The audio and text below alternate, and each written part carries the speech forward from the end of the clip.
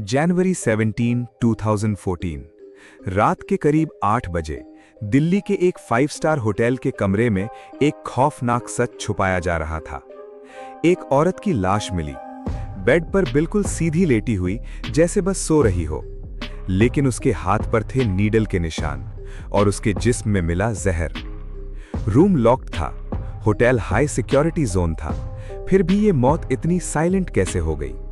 और सबसे शॉकिंग बात, उसका पति, इंडिया का एक पावरफुल मिनिस्टर, सिर्फ इतना कहता है, वो सो रही थी या चुप करा दी गई थी। उस रात के बाद मीडिया में हंगामा हुआ, क्वेश्चंस उठाए गए, लेकिन धीरे धीरे सब कुछ ठंडा पड़ गया। इन्वेस्टिगेशन हुई, रिपोर्ट्स बनी, लेकिन सच कभी सामने नहीं आया। आज तक ना कोई सजा, ना कोई कन्विक्शन, ना कोई फाइनल जवाब। ये सिर्फ एक औरत की मौत की कहानी नहीं है, ये कहानी है पावर की, पॉलिटिक्स की और पैसा की। एक ऐसी दुनिया जहां सच दब जाता है और आवाज खरीद ली जाती है। और आज मैं आपको बताऊंगा वो सब कुछ जो मेन स्ट्रीम मीडिया ने कभी क्लियरली नहीं कहा। तो वीडियो एंड तक जरूर देखना, क्योंकि जो आप सुनने वाले हो वो आपकी सोच बदल देगा। यह है इंडिया के सबसे मिस्टीरियस हाई प्रोफाइल केसेस में से एक की कहानी। पहले समझो, ये कोई ऑर्डिनरी औरत नहीं थी। सुनंदा पुष्कर एक कश्मीरी पंडित फैमिली में पैदा हुई। 1990s कश्मीर में मिलिटेंसी अपने पीक पर थी। घर जल रहे थे, लोग भाग रहे थे, डर हर जगह था। उन्हीं दिनों में सुनंदा के घर को भी मिलिटेंट्स ने आग लगा दी। एक रात में सब कुछ खत्म हो गया, घर, सामान, जिंदगी की पुरानी पहचान। फैमिली को सब कुछ छोड़कर भागना पड़ा। नए शहर, नए लोग और एक अनसर्टेन फ्यूचर। लेकिन यहीं से शुरू होती है असली कहानी। सुनंदा ने हार नहीं मानी, उन्होंने अपनी जिंदगी खुद बनाई। वो दुबई गईं, वहां जीरो से स्टार्ट किया, रियल एस्टेट में काम किया, धीरे धीरे अपनी पहचान बनाई और फिर सक्सेस। पाम जुमेरा जैसे अल्ट्रा लग्जरी एरिया में उन्होंने अपने 3 अपार्टमेंट्स खरीदे। 3 अपार्टमेंट्स, और सब कुछ अपने दम पर। ना कोई पॉलिटिकल सपोर्ट, ना कोई फैमिली बैकिंग। एक self made women, strong, independent और एम्बिशियस।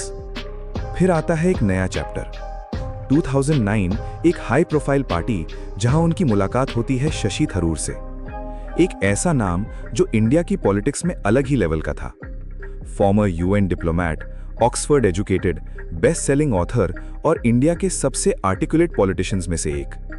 दोनों अलग दुनिया से आए थे, लेकिन कनेक्शन इंस्टेंट था। मीडिया ने उन्हें एक पावर कपल के रूप में देखना शुरू कर दिया और फिर 2010 में दोनों ने शादी कर ली। ये थरूर की तीसरी शादी थी और सुनंदा की भी तीसरी। सब कुछ परफेक्ट लग रहा था। एक सक्सेसफुल बिजनेसवुमन और एक global level politician. Glamour, power, influence, सब कुछ एक ही फ्रेम में। लोग कहते थे परफेक्ट कपल। फोटोज में स्माइल्स थीं, इवेंट्स में केमिस्ट्री थी और मीडिया में बस पॉजिटिविटी। लेकिन हर परफेक्ट कहानी के पीछे एक दूसरी कहानी भी होती है, जो कैमरा के सामने नहीं आती। और यहां भी अंदर ही अंदर सब कुछ परफेक्ट नहीं था।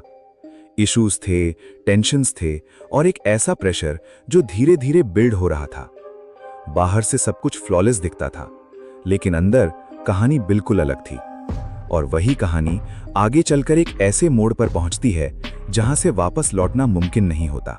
ये कहानी शुरू होती है एक पाकिस्तानी जर्नलिस्ट से, महर तरार। जनवरी 15-16, 2014 सोशल मीडिया पर एक ऐसी एक्टिविटी शुरू होती है जो धीरे धीरे एक स्कैंडल का रूप ले लेती है। महर तरार अपने ट्विटर अकाउंट पर कुछ ऐसे ट्वीट्स करती हैं जो सिर्फ नॉर्मल बातचीत नहीं लगते। उन ट्वीट्स में एक इमोशनल टोन था, एक पर्सनल कनेक्शन का हिंट था और सबसे इंपॉर्टेंट, उनमें बार बार एक नाम आता था, शशि थरूर। ट्वीट्स इतने अनयूजुअल थे कि लोगों ने तुरंत नोटिस कर लिया।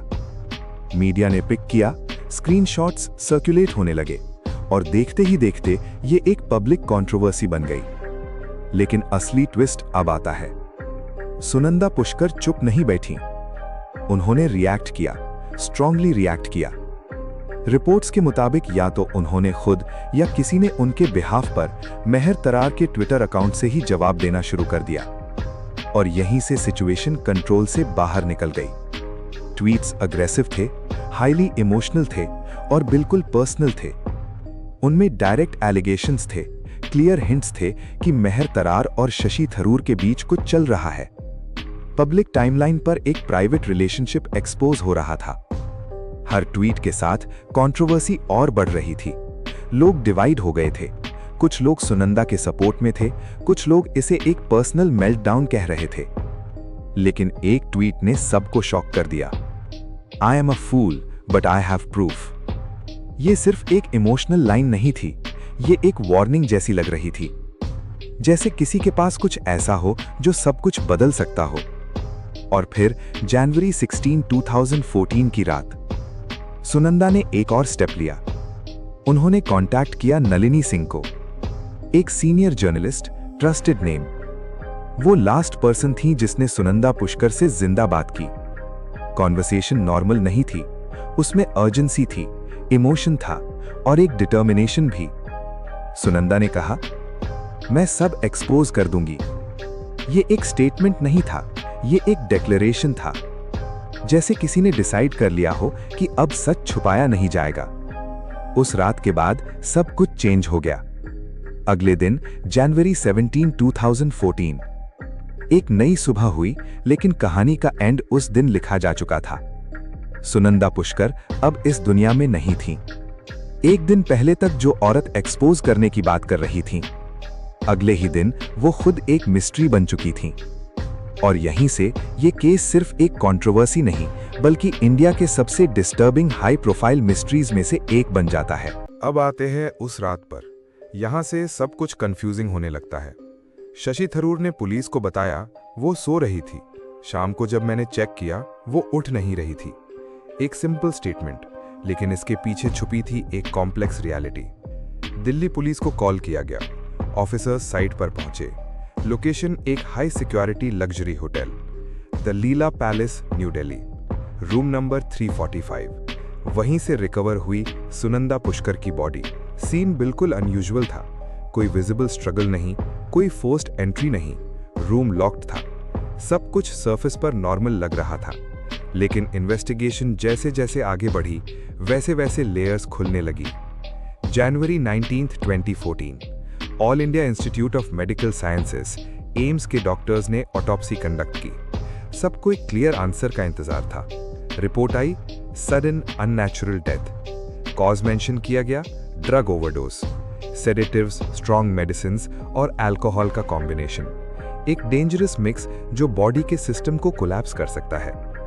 ये सुनकर कुछ लोगों को लगा केस सिंपल है, ओवरडोज, एक्सीडेंटल या इंटेंशनल।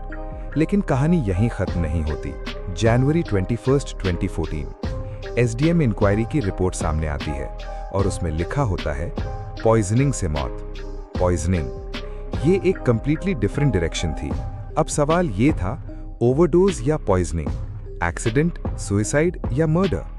रिपोर्ट्स कॉन्ट्रडिक्ट कर रही थी। कंफ्यूजन और बढ़ गया।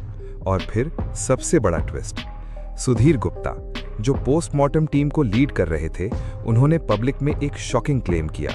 उन्होंने कहा कि मुझ पर प्रेशर डाला गया था रिपोर्ट बदलने के लिए। प्रेशर, एक मेडिकल रिपोर्ट पर, एक फोरेंसिक कंक्लूजन पर। और उन्होंने ये भी ऐड किया कि एक इन्फ्लुएंशियल यूपीए मिनिस्टर ने उन्हें कॉल किया था।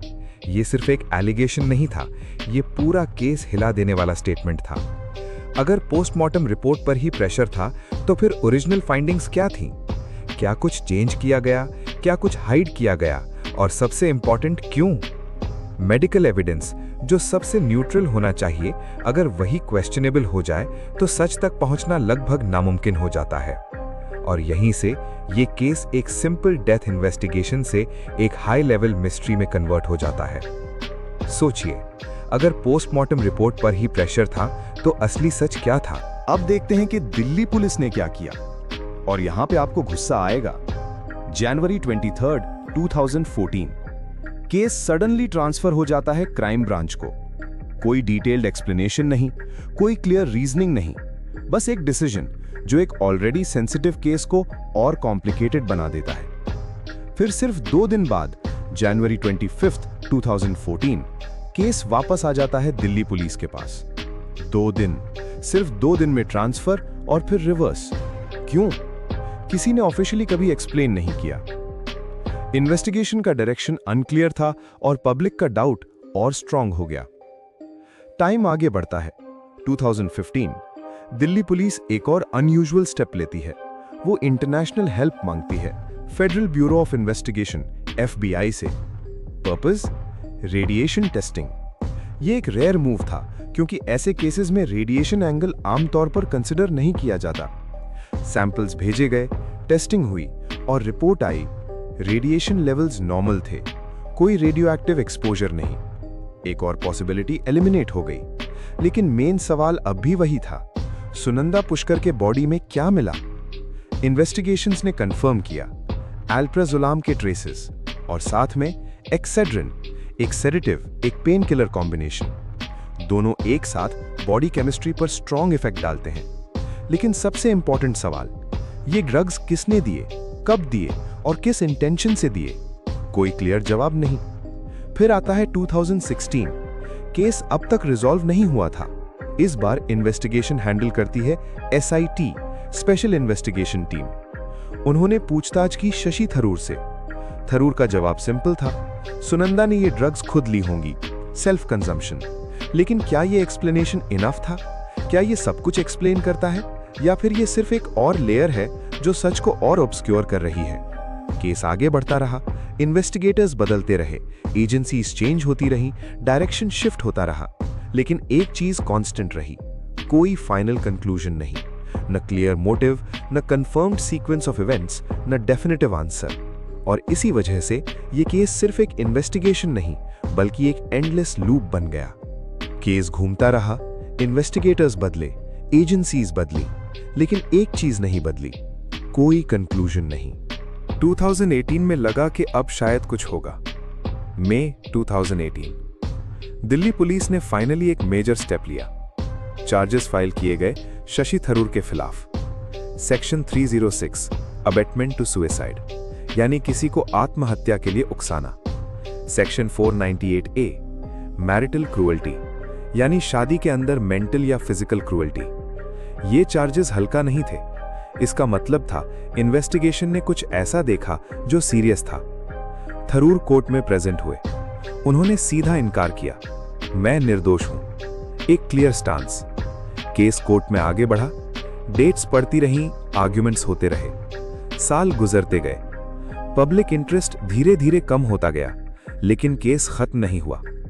फिर आता है एक क्रूशियल दिन, अगस्त 18, 2021, दिल्ली स्पेशल कोर्ट का डिसीजन। कोर्ट ने शशि थरूर को डिस्चार्ज कर दिया। डिस्चार्ज, इसका मतलब केस ट्रायल तक जाएगा ही नहीं। कोई फुल ट्रायल नहीं, कोई विटनेस एग्जामिनेशन नहीं, कोई फाइनल कन्विक्शन या अक्विटल नहीं, सीधा एंड। कोर्ट ने अपनी रीजनिंग भी दी। फॉरेंसिक रिपोर्ट्स और साइकोलॉजिकल ऑटोप्सी होमिसाइड और सुसाइड दोनों को रूल आउट करती हैं। ये स्टेटमेंट सबसे ज्यादा पजलिंग था। अगर मर्डर नहीं और सुसाइड भी नहीं, तो फिर क्या? Natural death, accidental overdose? Court ने इस सवाल का एग्जैक्ट जवाब नहीं दिया और यहीं से कंफ्यूजन और डीपन हो गया। एक हाई प्रोफाइल डेथ जिसमें इतनी एजेंसीज इन्वॉल्व हुई, इतनी रिपोर्ट्स बनी, और final outcome? No trial, no conviction, no clear cause. Decision के बाद शशि थरूर ने कहा, यह एक लंबी नाइटमेयर का अंत है। उनके लिए शायद ये क्लोजर था, लेकिन सबके लिए नहीं। सुनंदा पुष्कर के बेटे ने पब्लिकली कुछ नहीं कहा, कोई स्टेटमेंट नहीं, कोई रिएक्शन नहीं। और कभी-कभी साइलेंस सबसे ज्यादा लाउड होता है। एक केस जिसमें सब कुछ हुआ, इन्वेस्टिगेशन, एलिगेशंस, कोर्ट प्रोसीडिंग्स, लेकिन एंड में न कोई ट्रायल, न कोई सजा। और सबसे बड़ा सवाल आज भी वहीं का वहीं रह गया, सुनंदा पुष्कर की मौत का असली कारण क्या था? अब मैं आपको वो सवाल करता हूं जो मीडिया ने कभी क्लियरली नहीं किए। सवाल नंबर 1, अगर मौत पॉइजनिंग से हुई तो जहर किसने दिया? क्या सुनंदा पुष्कर ने खोद लिया? अगर हां, तो फिर रूम में कोई सुसाइड नोट क्यों नहीं मिला? एक इतनी हाई प्रोफाइल और इमोशनली इंटेंस सिचुएशन में क्या बिना कुछ लिखे कोई इतना एक्सट्रीम स्टेप लेगा? या फिर कहानी में कुछ मिसिंग है? सवाल number 2, Sudhir Gupta, postmortem lead करने वाले डॉक्टर। उन्होंने खुद कहा कि उन पर प्रेशर डाला गया था। अगर सब कुछ नॉर्मल था, रिपोर्ट्स क्लियर थी, तो प्रेशर क्यों? किस चीज को चेंज करने की जरूरत थी? और सबसे इंपॉर्टेंट, प्रेशर किस तरफ से आया? सवाल नंबर 3, मौत से एक रात पहले सुनंदा पुष्कर ने नलिनी सिंह से कहा, मैं सब एक्सपोज कर दूंगी। एक्सपोज क्या करना था? क्या उनके पास कोई प्रूफ था? क्या कोई सीक्रेट था जो पब्लिक तक पहुंचने वाला था? वो राज उनके साथ ही चला गया। सवाल नंबर 4, ट्विटर पर जो कंट्रोवर्शियल ट्वीट्स आए, क्या वो सच में सुनंदा ने खुद भेजे थे या किसी और ने एक्सेस लिया था अकाउंट का? अगर किसी और ने भेजे तो कौन और क्यों? सवाल number 5, multiple agencies, international involvement, FBI तक को इन्वॉल्व किया गया। 7 साल तक इन्वेस्टिगेशन चली, फिर भी कोई क्लियर आंसर नहीं, ना एक फाइनल थ्योरी, ना एक डेफिनेटिव कंक्लूजन। तो सवाल ये उठता है, क्या ये इंडिया के जुडिशियल सिस्टम की फेलियर है या फिर सिस्टम ने जानबूझकर कुछ छुपाया? मैं आपको जज नहीं करने दे रहा, मैं आपको सिर्फ फैक्ट्स दे रहा हूं। इनकम्प्लीट फैक्ट्स, कन्फ्लिक्टिंग फैक्ट्स और अनआंसर्ड क्वेश्चंस। आप खुद डिसाइड करो, सच क्या है? सुनंदा पुष्कर की लाश 17 जनवरी 2014 को मिली। आज 2026 है।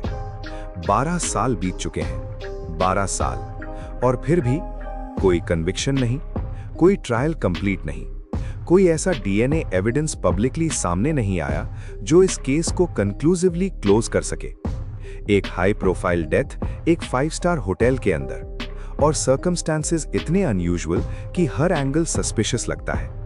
एक पावरफुल पॉलिटिशियन की वाइफ, शशि थरूर का नाम इस कहानी के सेंटर में था। और जब पावर, पॉलिटिक्स और पब्लिक इमेज एक साथ आ जाते हैं तो सच तक पहुंचना और मुश्किल हो जाता है। एक तरफ इन्वेस्टिगेशन चलती रही, रिपोर्ट्स आती रहीं, एजेंसीज बदलती रहीं। दूसरी तरफ आंसर्स कभी क्लियर नहीं हुए। सिस्टम हिला, मीडिया ने कवर किया, पब्लिक ने सवाल किए, लेकिन फाइनल ट्रूथ आज भी धुंधला है। और यहीं से ये कहानी सिर्फ एक इंडिविजुअल केस नहीं रहती, ये एक पैटर्न बन जाती है। एक ऐसी कहानी जहां आवाज उठती है लेकिन धीरे धीरे दबा दी जाती है। ये सिर्फ सुनंदा की कहानी नहीं है, ये उन सब लोगों की कहानी है जिन्हें जस्टिस का इंतजार है लेकिन जवाब कभी मिलते ही नहीं। एक सिस्टम जो कभी स्लो हो जाता है, कभी साइलेंट और कभी सिर्फ इनकम्प्लीट रह जाता है। अब सवाल आपके सामने है, क्या ये सिर्फ एक अनरिजॉल्व्ड केस है या एक ऐसी कहानी जहां कुछ सच कभी सामने आने ही नहीं दिया गया?